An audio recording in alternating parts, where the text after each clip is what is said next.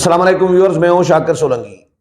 Viewers, Sindh assembly نے آج حلف تو اٹھا لیا ہے، لیکن کراچی اس وقت میدان جنگ بنا ہوا ہے۔ جس وقت میں یہ ویلاگ کر رہا ہوں ریکارڈ، کراچی میں بہت بڑا احتجاجی مظاہرہ کیا جا رہا ہے، جے یو آئی کی جانب سے، جی ڈی اے کی جانب سے، جی ڈی اے کی جماعتوں کی جانب سے۔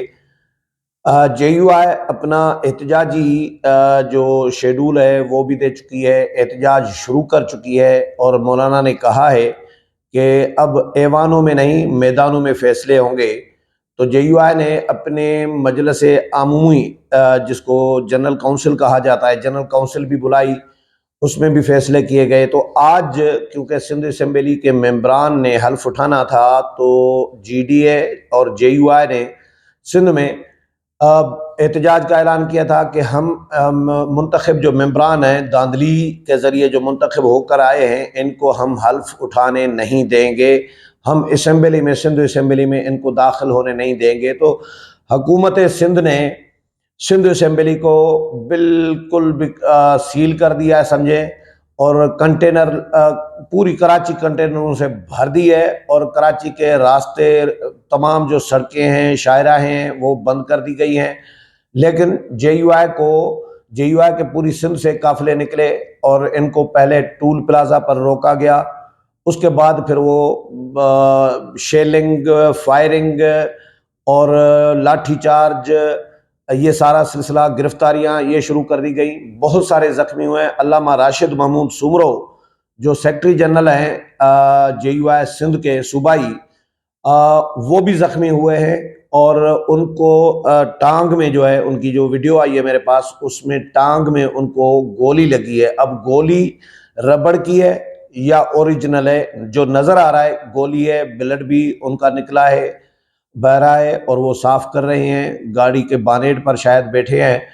تو راشد محمود سومرو صاحب بھی زخمی ہوئے ہیں، اور متعدد کارکنان جو ہیں، ان کی تعداد ابھی نہیں آئی کہ درجنوں ہیں یا سینکڑوں ہیں، لیکن متعدد میں کہہ سکتا ہوں کہ وہ کارکنان زخمی ہوئے ہیں۔ خبریں جو آ رہی ہیں وہ بھی میرے گروپ میں بھی آ رہی ہیں، واٹس ایپ گروپ میں، اور ٹی وی چینلز پر بھی چل رہی ہیں۔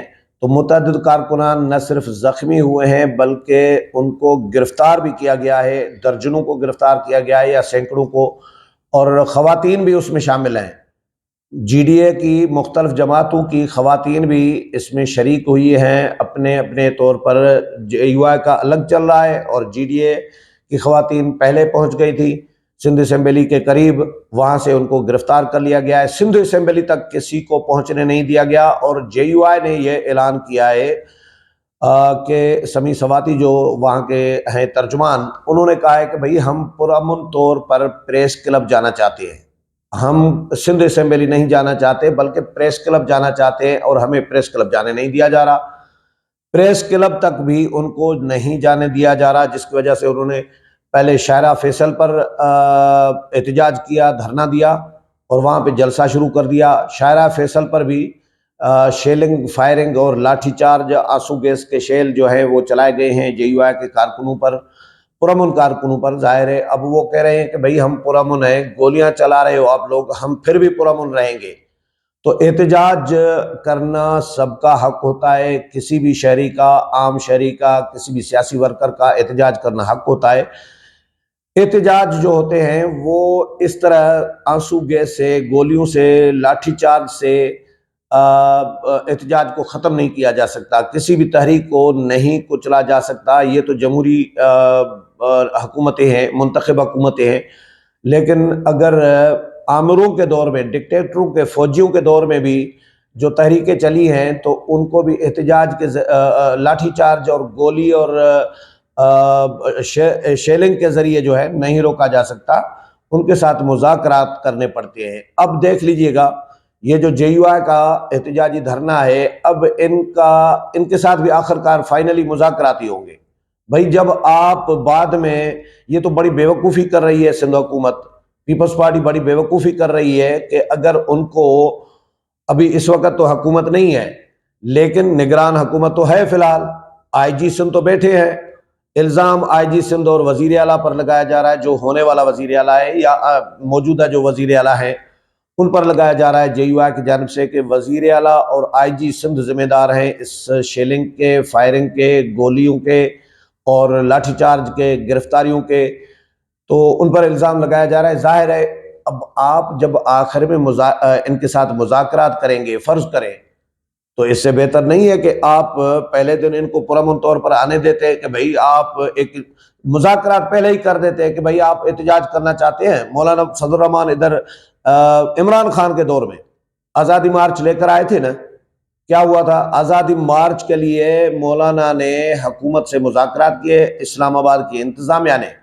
مذاکرات کیے مولانا کے ساتھ کہ مولانا آپ آ رہے ہیں تو آپ بتائیں، ہم آپ کو فیسلیٹیٹ کرتے ہیں، آپ کو ہم جگہ بتاتے ہیں۔ جگہ بتائی گئی، وہاں پہ جھاڑیاں تھی، درخت تھے روڈ کے کنارے پر، وہاں پر حکومت نے، اسلام آباد کی انتظامیہ نے وہاں پر بلڈوزر لے کے آئی اور بڑی بڑی ہیوی مشینری لے کر آئی اور وہ درخت کاٹے گئے، جھاڑیاں کاٹی گئیں، جنگل کو ختم کیا گیا تاکہ جے یو آئی کے کارکنان آ کر ادھر دھرنا دے بیٹھے اور پرامن طور پر بیٹھے، اور واقعی پرامن ہوا۔ 13 دن کا آزادی مارچ، لاکھوں لوگ تھے، جے یو آئی تو لاکھوں کہہ رہی ہے، چلو ہزاروں تو تھے لیکن لاکھ سے کم نہیں تھے۔ تو لاکھ سے زیادہ لوگ ہوں اور وہ 13 دن بیٹھے ہوں اور ایک پتا تک نہیں ہلا، کوئی شہری زخمی نہیں ہوا، کوئی کارکن زخمی نہیں ہوا، کوئی پولیس والا زخمی نہیں ہوا، کوئی شیلنگ نہیں ہوئی، کوئی فائرنگ نہیں ہوئی، کوئی لاٹھی چارج نہیں ہوا، کوئی پتھرا نہیں ہوا۔ یہ ایک مثالی احتجاجی دھرنا تھا 13 دن کا جے یو آئی کا، آزادی مارچ کا۔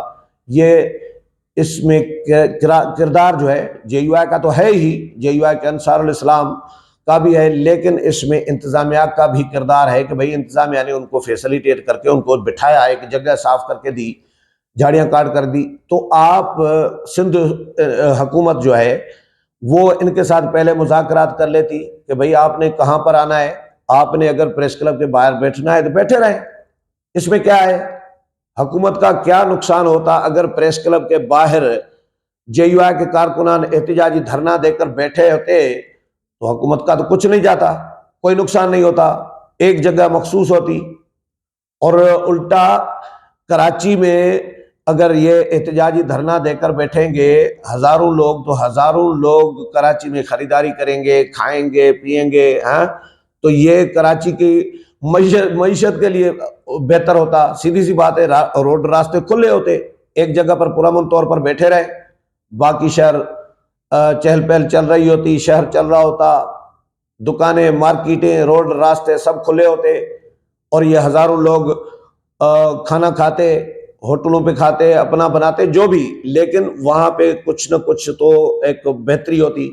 پرامن احتجاج کرنے کا حق دینا چاہیے ہر جماعت کو، ہر سیاسی کارکن کو، ہر شہری کو، یہ پرامن احتجاج کا حق ہے۔ سندھ حکومت نے بہت بڑی بیوقوفی کی ہے میرے خیال میں کہ ان پر لاٹھی چارج اور شیلنگ کی گئی ہے۔ راشد محمود سمرو سیکرٹری جنرل ہیں بھائی جے یو آئی کے، جے یو آئی ایک بڑی ایک اسٹیک ہولڈر ہے، ایک بڑی جماعت ہے ملک کی، تو اس کے صوبائی سیکرٹری جنرل کو آپ گولی مار رہے ہو، ٹانگ میں زخمی کر رہے ہو، تو آپ کرنا کیا چاہتے ہو؟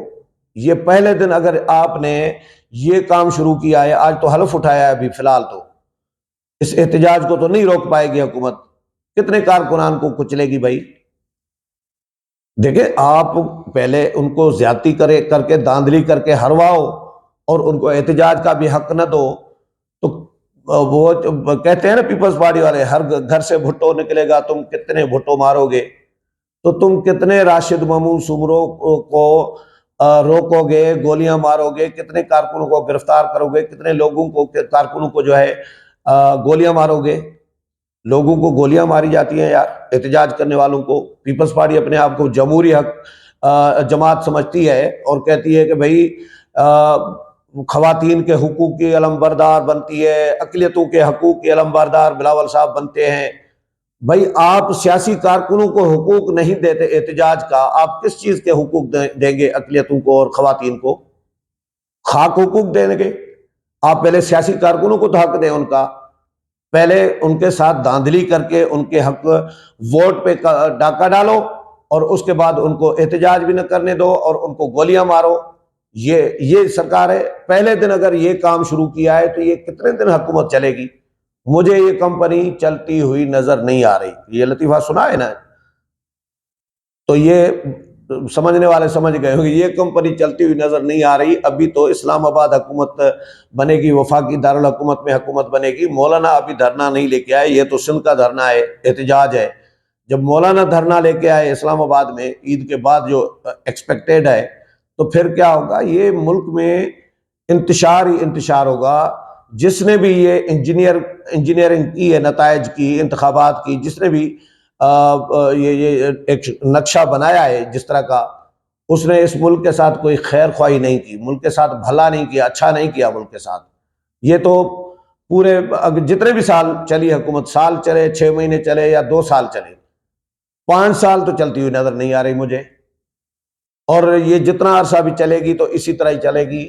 دھرنا ہی دھرنا ہوگا، دھرنے ہی دھرنے ہوں گے، ہر طرف احتجاج ہی احتجاج ہوگا. تو یہ ملک کا نقصان ہوگا.